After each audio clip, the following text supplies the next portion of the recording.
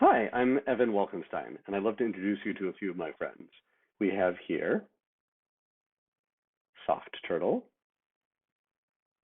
we have Tubby Turtle, and we have Huggy Turtle. So you must be thinking, who's this guy with a lot of turtle toys? That's very strange. These are all actually gifts that people gave to me and to my 2-year-old daughter, and it seemed fitting because I wrote a book called Turtle Boy. And Turtle Boy is a book that I wrote based on my experiences growing up in Mequon, Wisconsin. It's set in a fictional town called Horicon at a school called Prairie Marsh, but it's actually exactly Lakeshore. And while I love turtles, the book is called Turtle Boy because it's about my experiences growing up in a way where I felt like I was in a bit of a shell. I had a facial difference that made me look different than other kids, and I would get teased about it, and I was actually called Turtle Boy. And I decided as an adult, I had worked through that experiences and eventually had surgery to make a correction to my face, and had to go through a kind of a journey of learning to love my face for who I am. And eventually I turned that into a book because I felt that I wanted to share the idea of learning to love who you are and learning to see yourself the way that the people who love you see you, ended up becoming this story. And it is, in fact, as I mentioned, set in a place that you're very familiar with. Let me tell you a little bit about the plot of Turtle Boy. So Turtle Boy is about a 7th grader named Will Levine, who basically is kind of a fictional version of me. And he is an introvert, and he does not like to go out, and he does not like new experiences. And as part of his bar mitzvah project, and a bar mitzvah, if you're not familiar with it, is like a rite of passage where you go from childhood to taking the first steps into adulthood. He needs to visit his rabbi has sent him to visit an older teenager in the hospital named RJ. And the two kids are exact opposites. RJ is a punk rock drummer. He's loud. He's exciting. He has strong, powerful emotions. And Will is kind of more in a shell and Turtle Boy. So the story is what happens when RJ, who is in the hospital with a very bad illness, has a bucket list of things that he wishes that he could do that he can't, and he asks Will to do them. And Will is really unable to do any of the things because he's so afraid of trying new things and getting out there into the world. But as the book goes on and their friendship develops, Will tries these things and he learns that he has strength that he didn't know that he had. So I'd love to share with you one of my first favorite scenes where Will is going to go to the back 40 and let's hear a little bit more about that. So this scene, he's dodging going to his one of his friends' bar mitzvahs by going to the back 40 where he's hoping to escape all the scary things that would be involved if he was to go to a party. So he's been told by the school has been told by the principal that they're not allowed to go into the back 40 until further notice, but Will does not know why. And it's his favorite place in the world, so he's very upset about it. So here he is showing up at the back 40. Chapter 10. 2 things catch my eye. First, next to the chain link fence, a huge yellow excavator is parked on giant treads. Second, Max is here, standing on the roof of the cab, jumping up and down, yelling and waving his arms like a castaway on an island flagging down a plane. "What are you doing here?" I shout. "What's it look like?" he shouts back. "I've taken control of this claw machine. Climb aboard." "No, what are you doing here?" I ask. "Why aren't you at the bat mitzvah?" "So boring," he says. "My therapist told me I need to move around a lot. I'll go to the party tonight, though. I got to get my dance on." He starts dancing and shaking his butt around. "Hey, maybe that's not a good idea," I call. Using his good arm, Max has an arm in a sling because he does parkour and he had a little parkour accident. Using his good arm, he climbs up the slant of the enormous digger arm and he tiptoes a few feet out. He's about 10 feet off the ground. I'm very afraid of heights, and even watching someone else climb that high makes me woozy. "Watch this," he says. I try not to look, but I can't help it. He leaps way up into the air, and he lands on one foot. And I look away in horror, and my pulse is speeding up, and I'm getting dizzy. "Max!" I yell, covering my eyes. "Come down! You're going to break your neck." "Am not," he says. "I'm a trackier." He doesn't pronounce the French right. The real word is traceur, which is something that parkour people are called. "I'm a trackier," he says. "Watch this." I peek between my fingers, and he starts shuffling towards the end of the digger arm, and then he leaps up and lands on the hinge, the highest point of the excavator. Come down and I'll make a parkour video with you, I say. Max freezes and looks at me. For real? He asks. Yes, I say, if you come down now. You sure you don't want to come up here? He asks. He crouches and extends an arm as if he could reach down and pull me 15 feet off the ground. It's an awesome view. I can see all the kickballs that have landed on the school roof. You promise you just come down, I say. And don't parkour down. Just be careful and come down normally. Cowabunga! He yells as he jumps down from the excavator. He doesn't drop straight down, but rather he steps off and shoves away from the side of the machine with one foot. He hits the ground and absorbs the impact with his legs, dropping into a crouch with one hand on the ground. Did you see that? He shouts. Woo! L'art du déplacement. Again, that's not good French pronunciation. It's l'art du déplacement, but he doesn't speak good French. He's holding up his good arm and marching around in victory until he bumps against the chain-link fence. He's on the other side. Uh-oh, he says. How are you going to get in? How are you going to get out? I ask.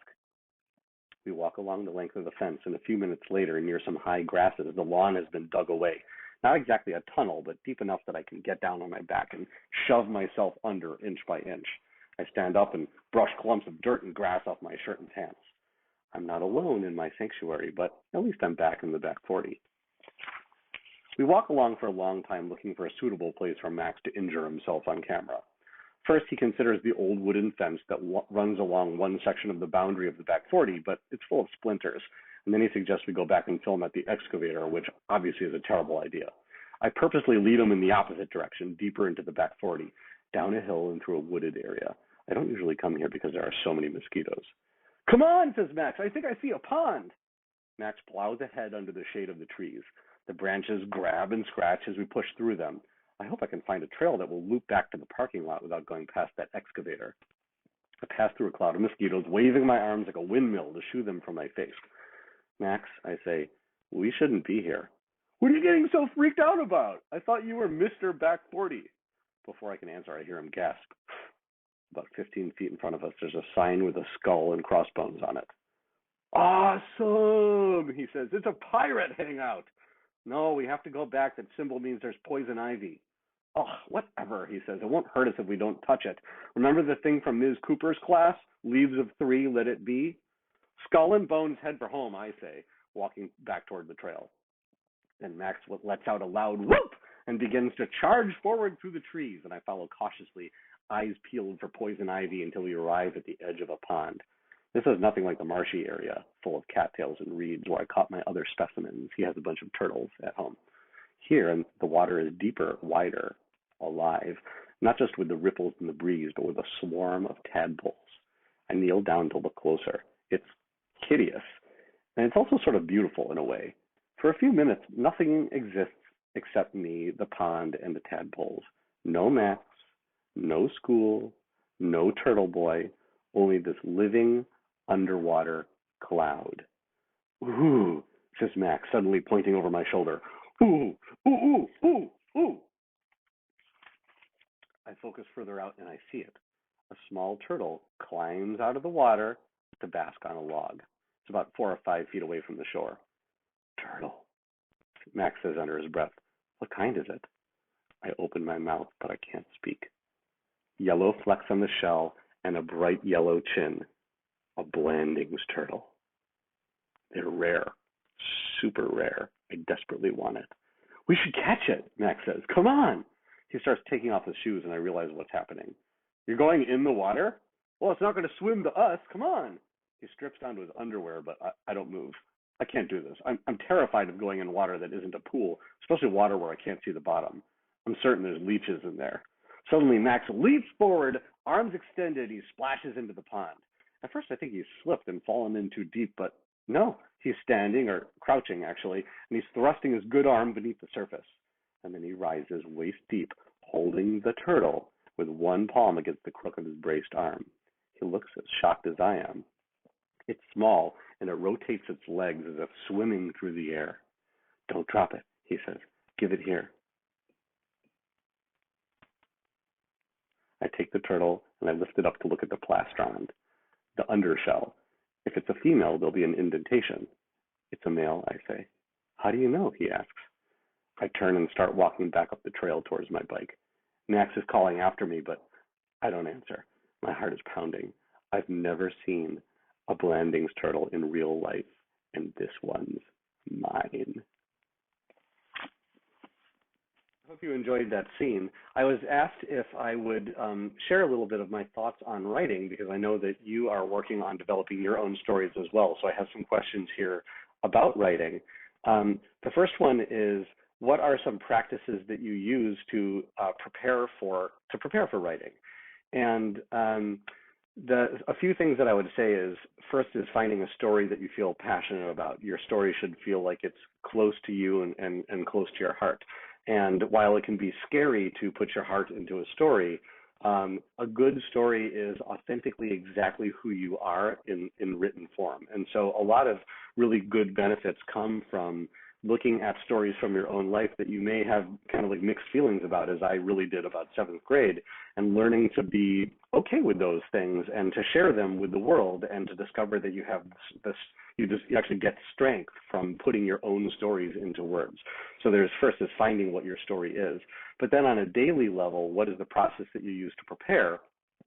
I used to think that writing was like some magical thing that you had to like get hit by inspiration. You'd run to your laptop or your whatever and bang it out. But it doesn't really work that way. Writing is more like learning to play an instrument or learning to do a sport, where you don't wait until a magical moment to practice or do the drills that you need to get good at something.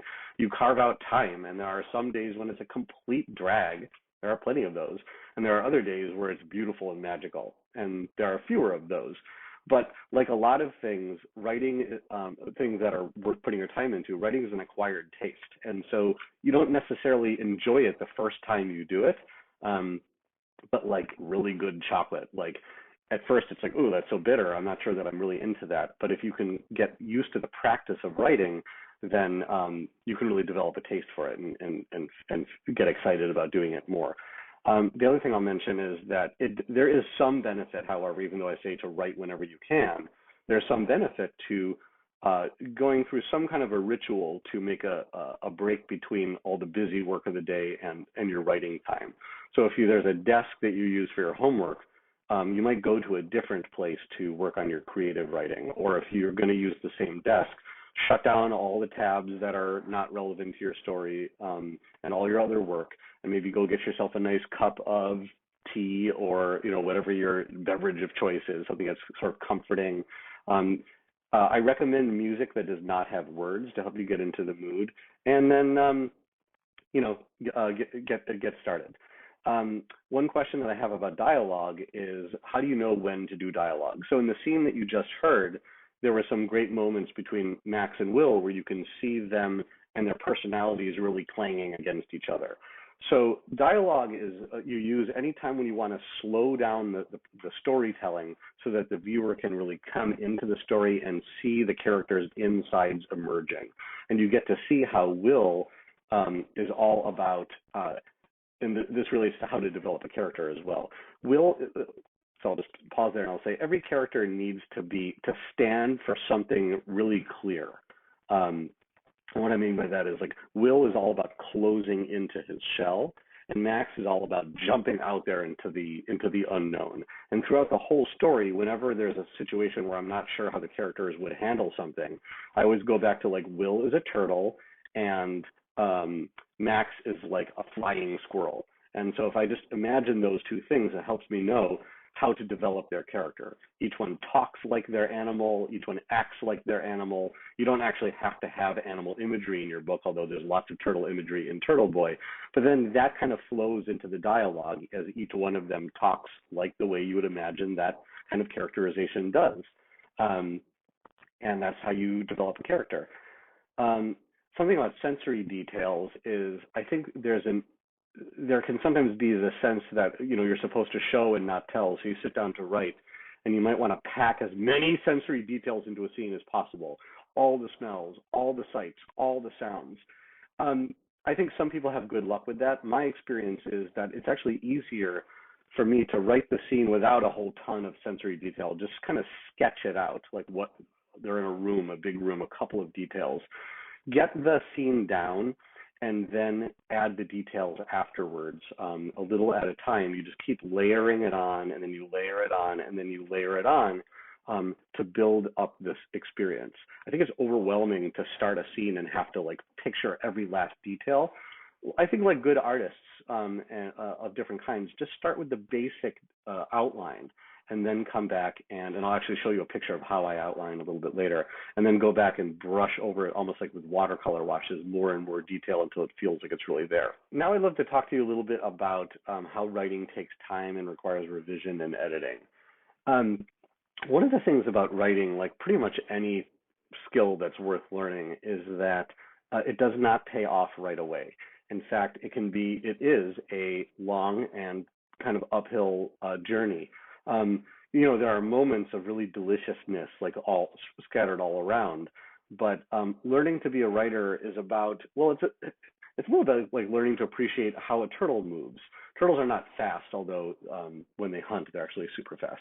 But the way they move is they're slow and steady. And so I think that the writing process is about learning to be slow and steady, and not to expect results right away, but rather to assume it's going to be many revisions to get from where you start to where you go.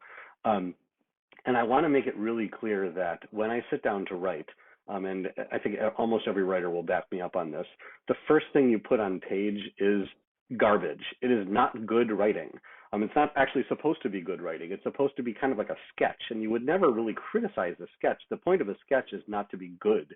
The point of a sketch is to start to make a pathway for you to then move down later and to develop it out. And what this means is it requires you to learn to be comfortable with vulnerability. I want to pause and think about that.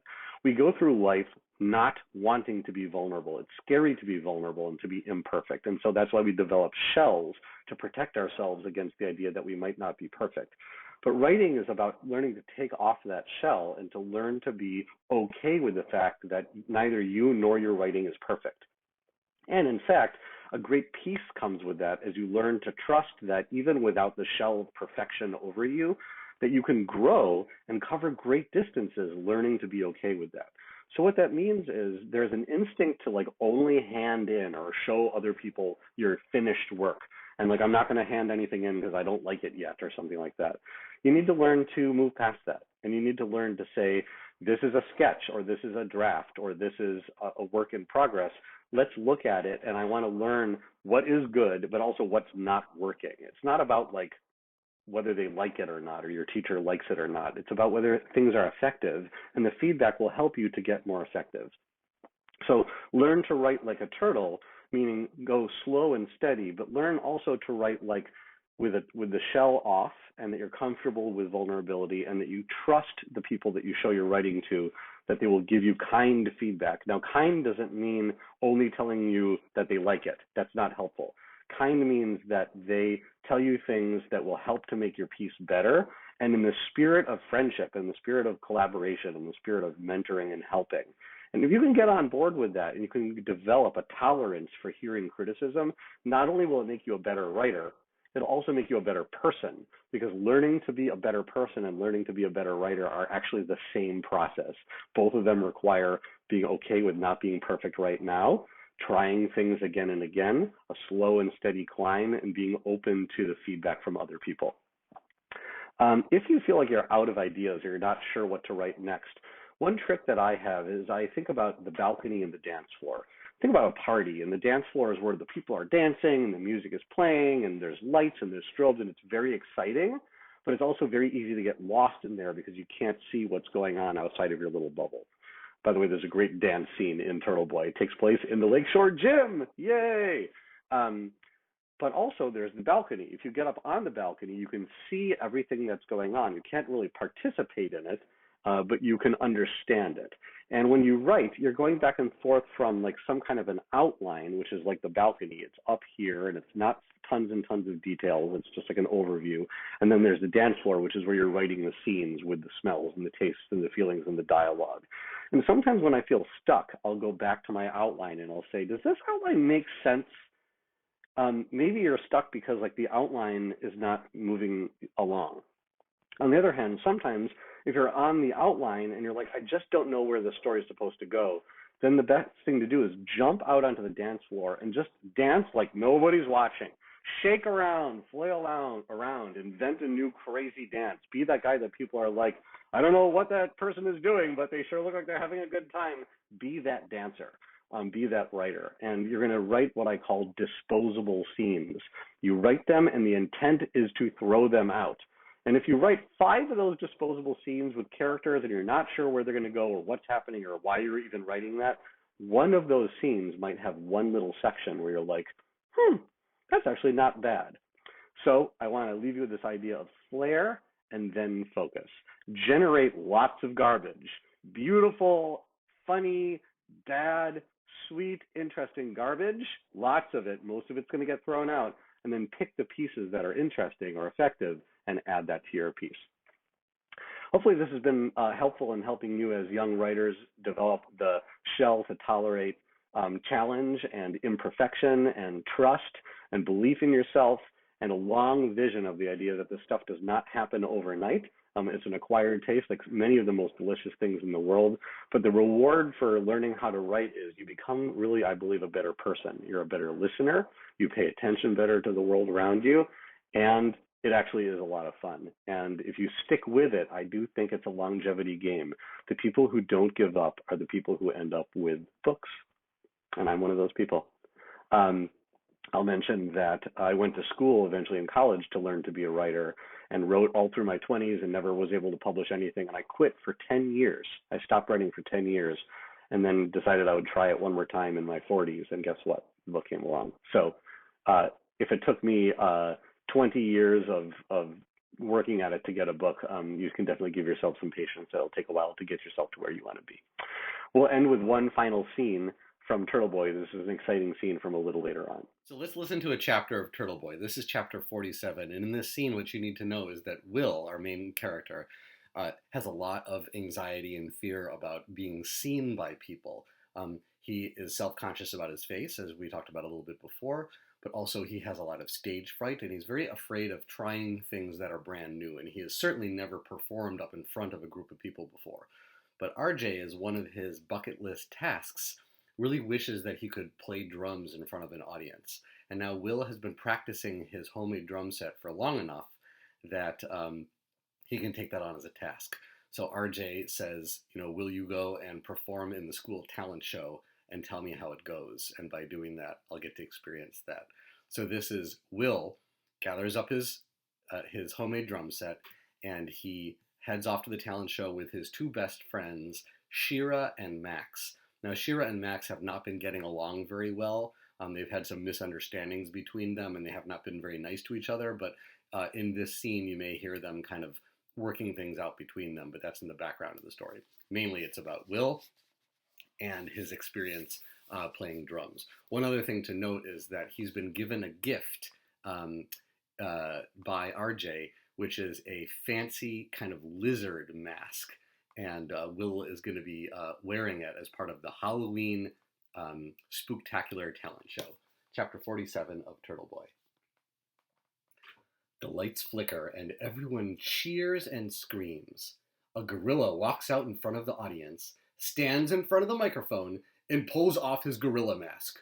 "Prairie Marsh," he says, popping his glasses into place.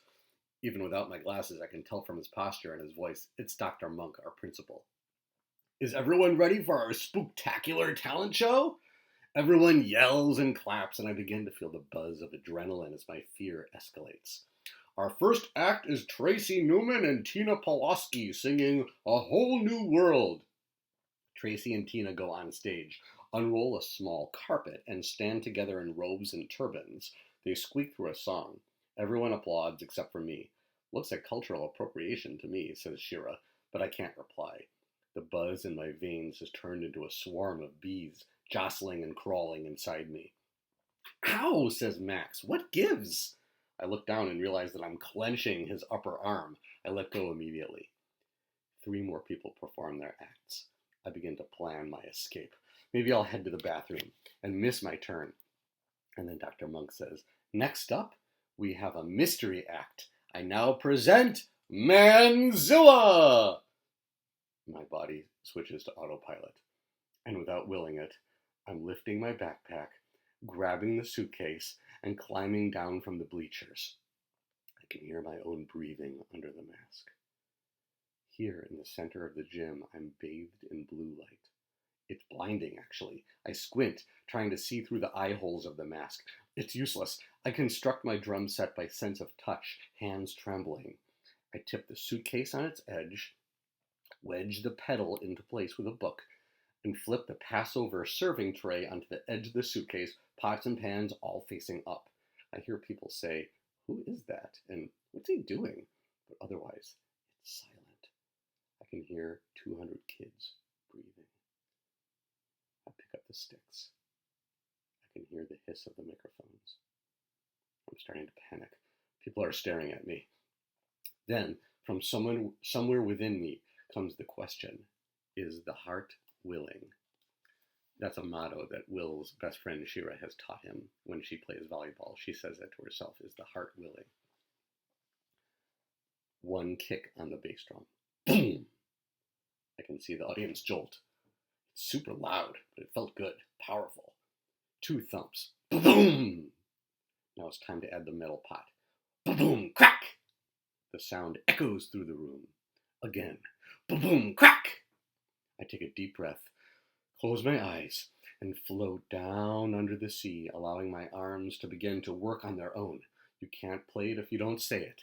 I say it in my head and I play along. I can do it, I can do it, I can do it, I can do it, I can do it, I can do it, I can do it. And then I add the boom of the bass and the crack of the metal pot, and I keep it rolling, this marching rhythm. Boom, crack, doom, doom, crack, doom, crack, doom, crack, doom, crack, boom, crack, boom, boom. I play it 2 more times, and then the last time, boom, crack, doom, doom, crack, doom, crack, doom, crack. Tick, tick, tick, tick, tick, tick. I don't finish it. I stop, motionless, and I hold the room in silent suspense. I count to myself. 1, 2, 3, 4, 5, 6, 7, 8, and on 8, pow! I throw my sticks into the double-time hummingbird beat. Let me at him, let me at him, let me at him, let me at him, let me at him, let me at him, let me at him, let me at him. On top of that, I layer the first drum. Dum, dum, dum, dum, dum, dum, dum, dum, dum, dum. And then I add the pan. Let me at him, crack at him, let me at him, crack at him, let me at him, crack at him. I can see 200 heads bobbing, mesmerized by the rhythm. Now and then, little squalls of applause erupt from the left or the right, and my sticks speed up, and I start throwing in extra accents, jabs, and punches and kicks on the suitcase bass drum. My sticks are a frenzy of fright, and I'm playing faster and faster and louder than I ever have before, an explosion of sound and power. And it's just at this moment that the mask starts to slide down over my face. My repetitive head bobbing has caused it to inch forward and down, and it's picking up its momentum, and soon it will fall straight off. I will have to make a choice. I can stop my flow to fix the mask, and it will drain all the energy I've been building. Or I can shrug the mask off and confront the audience with my naked face, my bare turtle face. I have to decide now. The heart is willing, come what may. I speed up the tempo, whipping the rhythm into a hurricane of noise, and I start to count. 5, 4, 3, 2, 1. And on 1, I fling one arm out and flip the mask clean off. I return to the rhythm I began with. It's the same marching rhythm, but now rather than building energy, preparing to storm the castle, it's the proud march of victory. The whole audience is clapping along, and I can feel the hot stage lights on my face and a glimpse off the sweat on my eyelashes. And I roll this rhythm until it's strong and proud, and then I end it. Ba-boom, crack, doom, boom, crack, doom, crack, doom, boom, boom. I freeze. The lights turn dark, and the audience is silent for a moment, and then erupts into applause, and it's over. Dr. Monk comes over and says, "Let's have another round of applause for Manzilla!" I dump the pedal and books and sticks into the suitcase, my hands shaking so badly I can barely hold anything. I grab my gear, and I wobble towards the bleachers. The next thing I know, I'm sitting on the edge of the bench, while 2 kids lip-sync a rap. Shira grabs my arm and pats me on the back while Max leans over and tries to say something, but he's so excited he shouts it in my ear. "Dude, I didn't know you could do that!" And that's when I realize that the hornets and bees in my veins aren't terror after all. their pure, liquid thrill. I want to end just with, first of all, thanking you for joining me to share this book. It's very close to my heart, and I set it at Lakeshore in Mequon and in the back 40 because those are places that were important to me growing up, and still are in my heart and very much with me. If you enjoyed hearing some scenes from Turtle Boy and you'd like to know more, definitely check out Turtle Boy. And if you have any questions about anything that I said, either about the book or the writing process, um, I love hearing from young readers. So you can Google my name and it'll bring you right to my website. And I'm also on Twitter if you if you happen to use that or have an adult in your life who happens to use that. And tweet at me or go to my website and use the form to email me, and I will get back to you. And I just really love to connect with people who are reading and who are the next generation of writers. I want to also thank the folks at Lakeshore for carving out time for me to share my book with you and to kind of close that loop. It's been really wonderful getting to circle back around. I hope very much one day to visit you in person and get to join in on some of your classes. But in the meantime, I'll just leave you with the idea that middle school is a very challenging period of time, and the adults who are there for you, like the adults who are there for me, are there to guide you through it. And I just want to acknowledge that that for many people it's a tough time, but there are more adventures ahead. And thank you for letting me take this moment from this this chapter of your life and to share that with you a little bit. Take care.